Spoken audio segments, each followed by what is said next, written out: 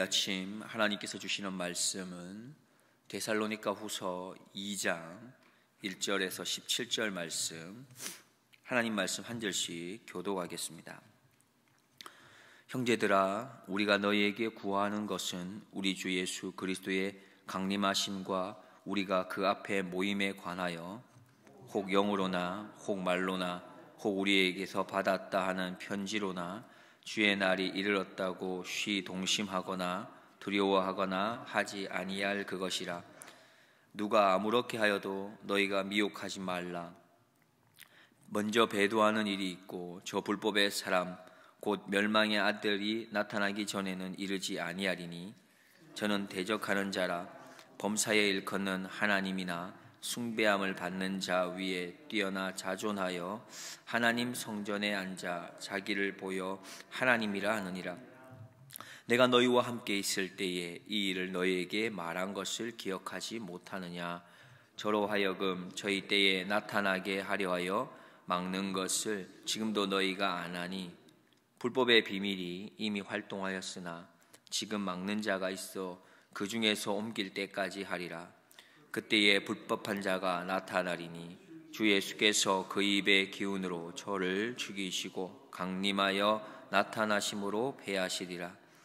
악한 자의 임함은 사단의 역사를 따라 모든 능력과 표적과 거짓 기적과 불의의 모든 속임으로 멸망하는 자들에게 임하리니 이는 저희가 진리의 사랑을 받지 아니하여 구원함을 얻지 못함이니라. 이러므로 하나님이 유혹을 저희 가운데 역사하게 하사 거짓 것을 믿게 하심은 진리를 믿지 않고 불의를 좋아하는 모든 자로 심판을 받게 하려 하심이니라.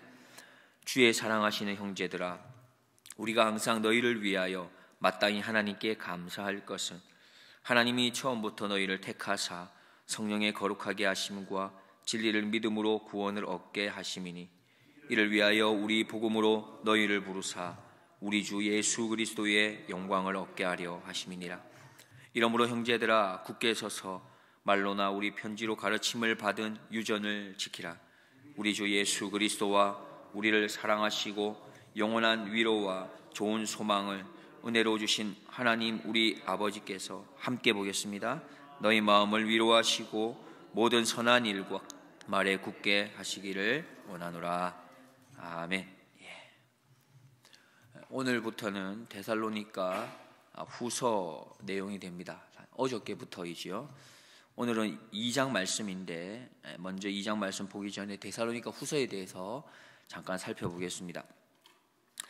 바울은 데살로니가 전서를 쓰고 난 이후에 얼마 지나지 않아서 데살로니가 교회에 대한 소식을 듣게 됩니다. 그 편지를 받은 이유에 대한 소식을 듣는데 데살로니가 교회는 데살로니가 전서에서 다루었던 그런 문제들이 여전히 해결되지 않았고 또한 오히려 더 악화되었다라는 그런 소식을 듣게 되죠.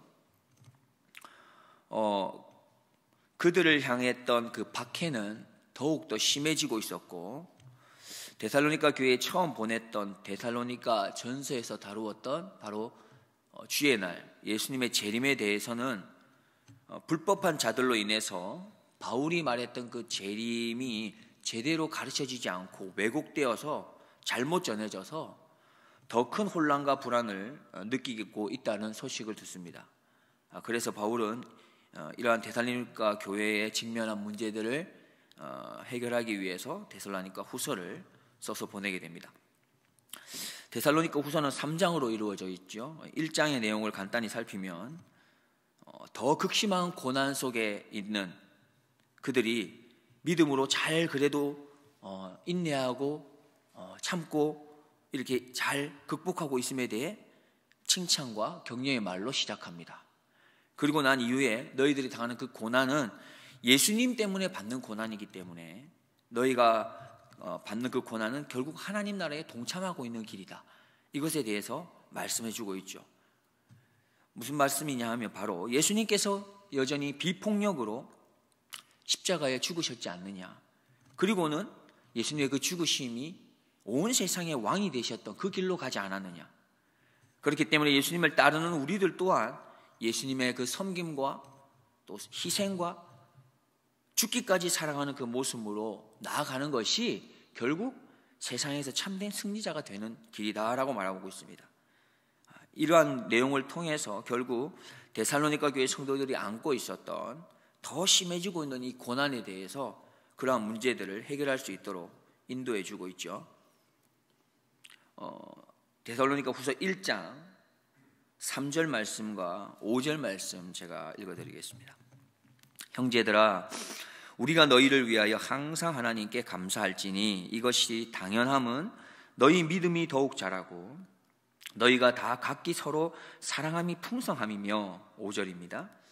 이는 하나님의 공의로운 심판의 표요 너희로 하여금 하나님 나라에 합당한 자로 여기심을 얻게 하려 함이니 그 나라를 위하여 너희가 또한 고난을 받느니라. 이렇게 표현했습니다. 2장 내용은 예수님의 재림과 주의 날에 대해서 그 문제에 대해서 말하고 있습니다.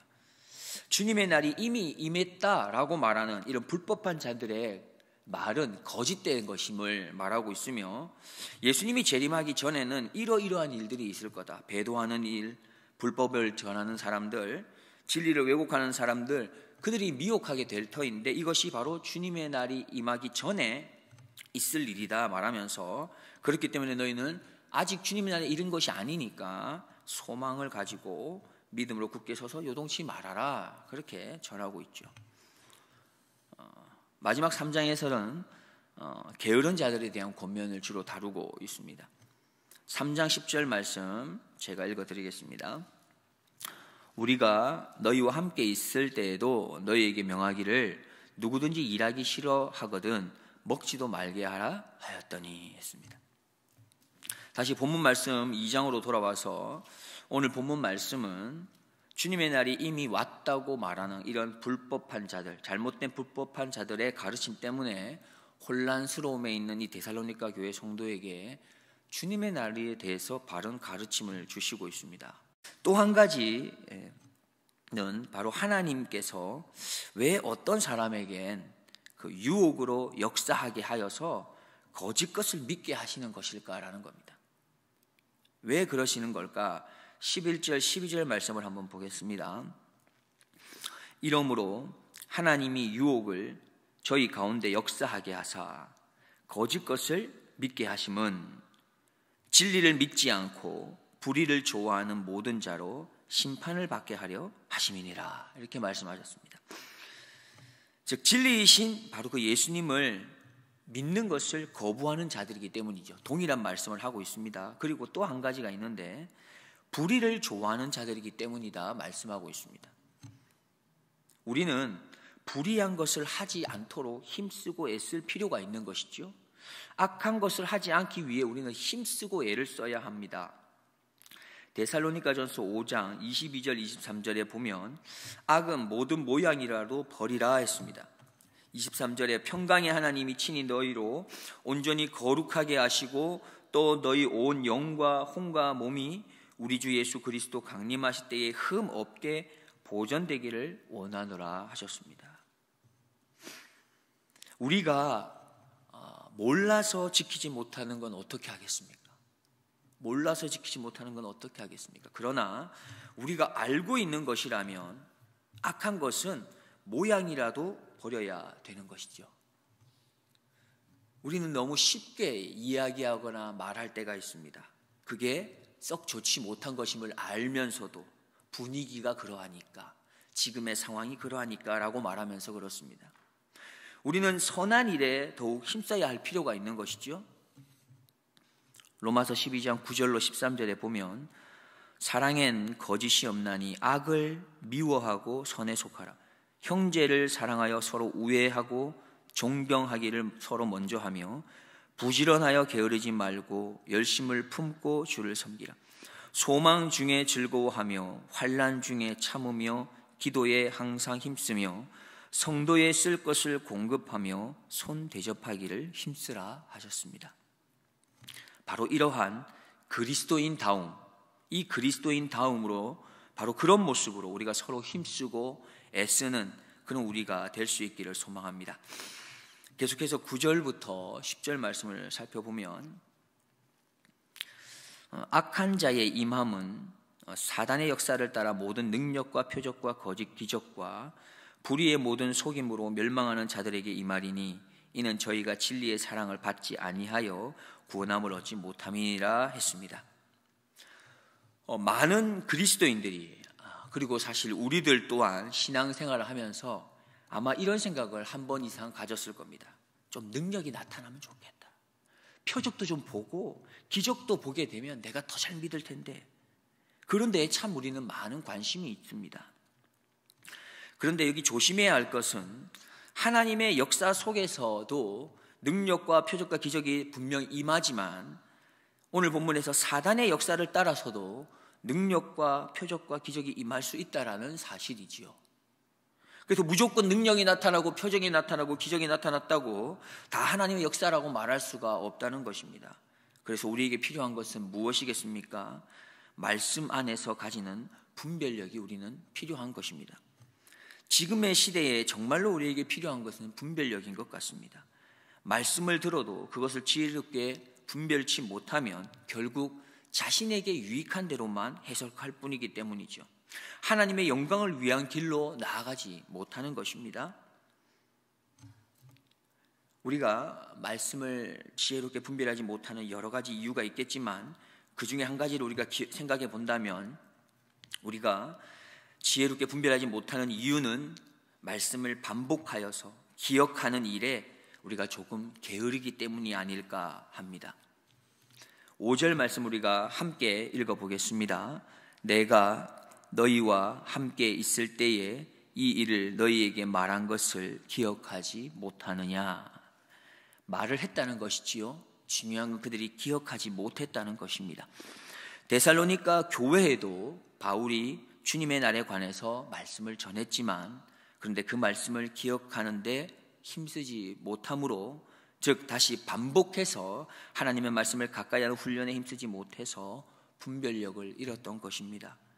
지금 우리들의 신앙생활에 너무나도 필요한 것은 바로 분별력입니다. 이 분별력을 위해서 주시는 하나님의 말씀을 반복하여 듣고 묵상하면서 마음에 새길 수 있기를 바라며 그 마음에 새겨진 하나님의 말씀의 힘으로 불법한 자들의 그 말에 흔들리거나 두려워하지 않는 그런 하나님의 사람이 될 수 있기를 주님의 이름으로 축복드립니다. 기도하겠습니다. 하나님, 오늘도 저희들을 복된 자리, 말씀의 자리로 불러주심에 감사드립니다. 우리가 말씀을 붙들지 않으면 이 세상에 수많은 유혹으로부터 우리는 결단코 자유롭지 못할 것입니다. 말씀을 가까이 하는 훈련에 힘을 다하여 불의한 사람들의 거짓된 가르침에 흔들리거나 두려워하지 않는 강한 믿음의 사람으로 세워주시옵소서. 이미 우리에게 주신 예수님의 그 풍성한 사랑을 믿고 사랑의 전달자가 되게 하시며 이미 우리를 택하시고 거룩하게 하셔서 하나님의 영광, 그리스도의 영광을 위해 부르신 것을 믿고 우리 각자에게 허락하신 그 소명에 합당한 하루하루를 건설해가는 작은 예수의 삶을 살게 하여 주옵소서. 감사드리며 나의 구주, 나의 하나님, 나의 참 소망이 되시는 예수 그리스도의 이름으로 기도드립니다. 아멘.